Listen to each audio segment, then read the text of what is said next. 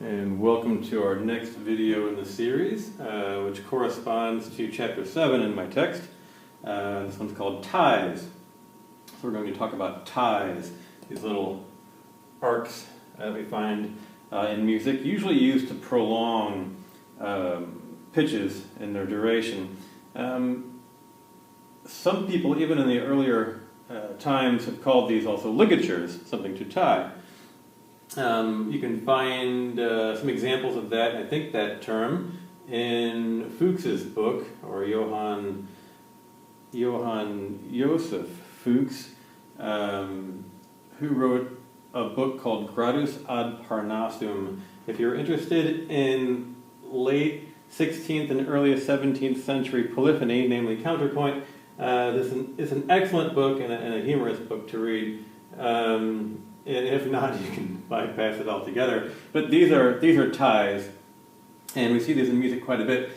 Frequently we see them across bar lines to tie one note to another. Or in other words, if this note gets 4 beats in 4/4 time, and we wanted it to actually ring for 8 beats, we would be left without a possibility if we couldn't use ties, so we could tie one together.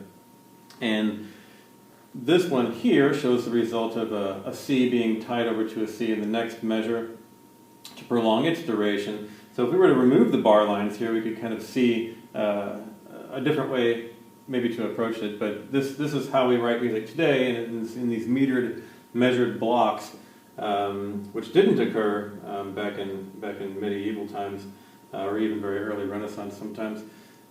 Here's an example in compound meter where we see a tie internally.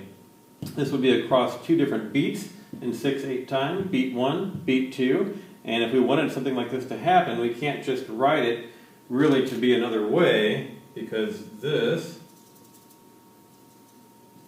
although it kind of makes sense mathematically, doesn't make any sense in the meter because we've got no beat representative on a downbeat. And we really don't want to do that. Beat 1's comprised here, beat 2 would be, there'd be a problem with the syncopation, which is okay musically speaking, but writing it, one needs to write it this way. It would definitely be preferred, the correct way in this case. So barring some kind of strange configuration with 6/8 time, unless it was to be done like 2 + 2 + 2, which would be very unpredictable, this wouldn't be preferred, this would be necessary. So in other words, ties can be internal or across the bar line. It really doesn't make any difference either way. And ties can also be used in succession, more on that in just a moment. But if we were in a particular time signature, let's go with 4/4 again, and we wanted this note to ring out for 16 beats, we'd have to write it this way with successive ties like that. And then we could get a note that lasted 16 beats. I'm going to try to play each of these examples for you so you can kind of hear these ones. This one might be important in this case. So in the first example, let's call it A, where the 2 C's are tied, we'd get 1, 2, 3, 4, 1, 2, 3, 4. Note that I did not re-articulate this note because it's tied. If the tie wasn't there, I'd re-articulate, I'd re-strike this note, hit it, perform it, play it, however the case may be, and we'd have 2 different notes. But if we want one note to last 8 beats long, it has to be written this way. One more time. 1, 2, 3, 4, 1, 2, 3, 4. And that would be the first example. The second one would be 1, 2, 3, 4, 1, 2, 3, 4. Note again, I did not re-articulate that note, it just ties across. 1, 2, 3, 4, 1, 2, 3, 4. In the 6/8 example, we could have something like this. 1 and 2 and 1 and 2 and So again, nothing's re-articulated on the second beat here, it's just tied over. And that's how that would work. You could also have multiple ties in a given measure. And ties always work, which I didn't open up with. Ties are only used to tie exact like notes. More on that in the next slide. I'll show some various examples and some other possibilities that might confuse many people. And the final example would be very redundant, but we have 1, 2, 3, 4, 1, 2, 3, 4, 1, 2, 3, 4, 1, 2, 3, 4. At a tempo even like that,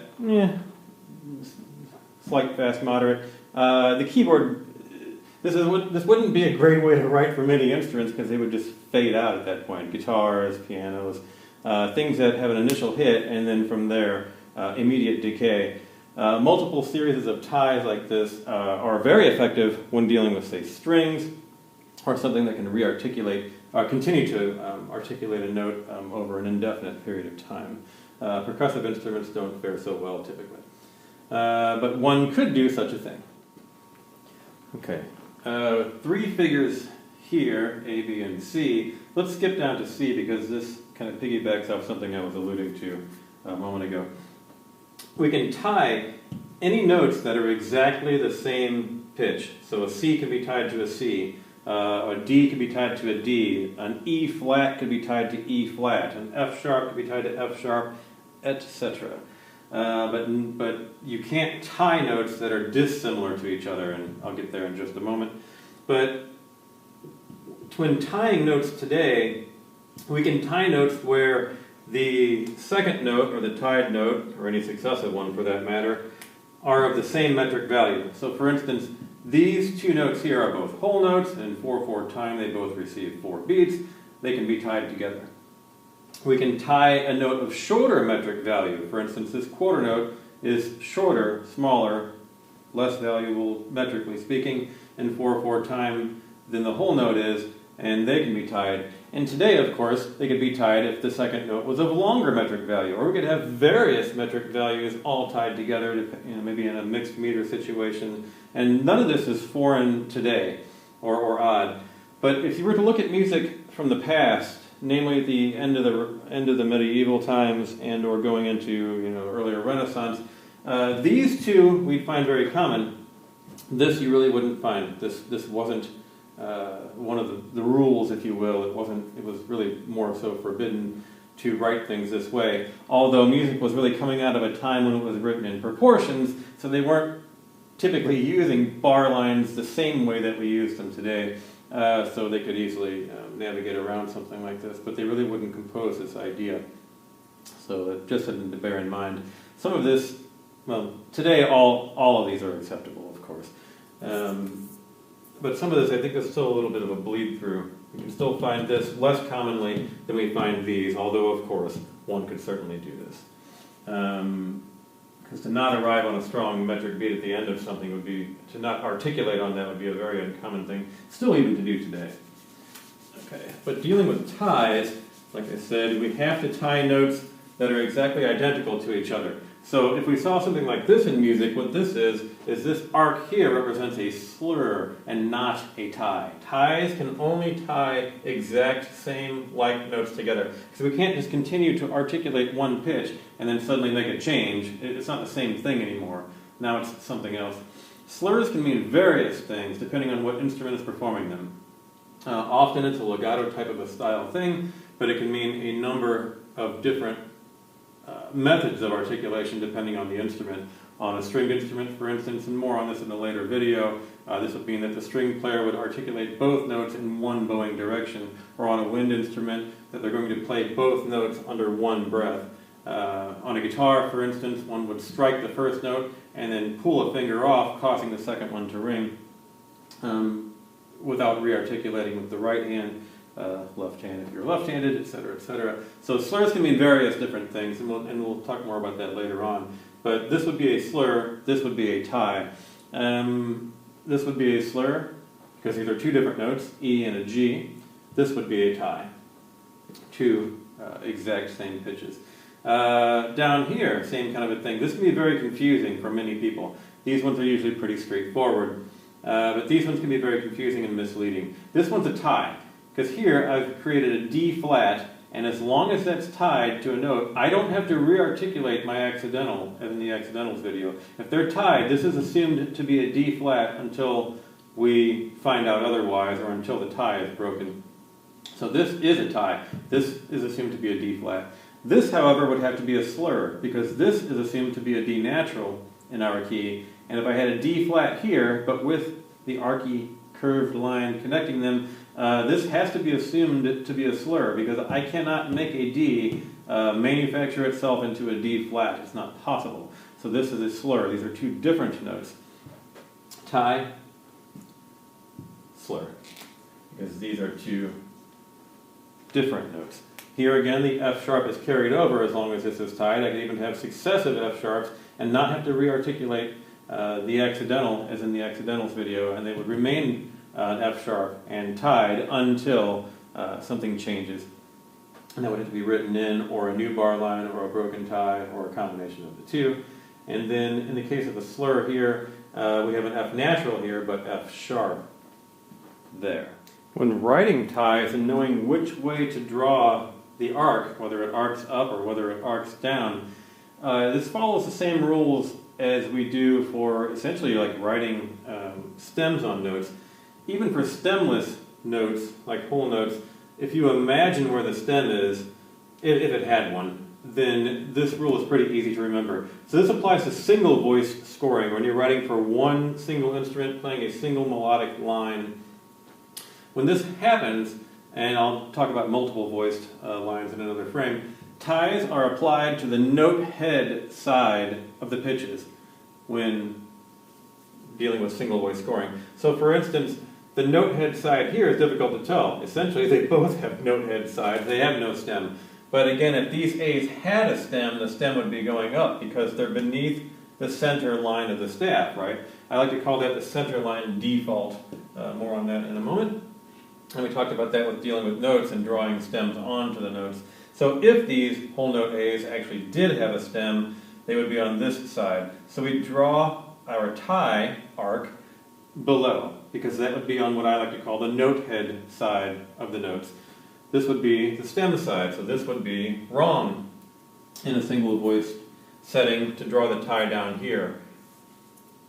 It would have to go above the notes because that would be the note head side, and in this case they would arc, the arc would go up because the stems go the opposite direction. So it'll always be opposite to the stem. So this one here, tying these two G's, the arc will be down, like so, on the note head side. And the centerline default really applies to centerline notes that are not affected, like we talked about before, by some other means. Typically the default will be down, so typically the default will be to slur these. So the same thing would occur if we were tying whole notes.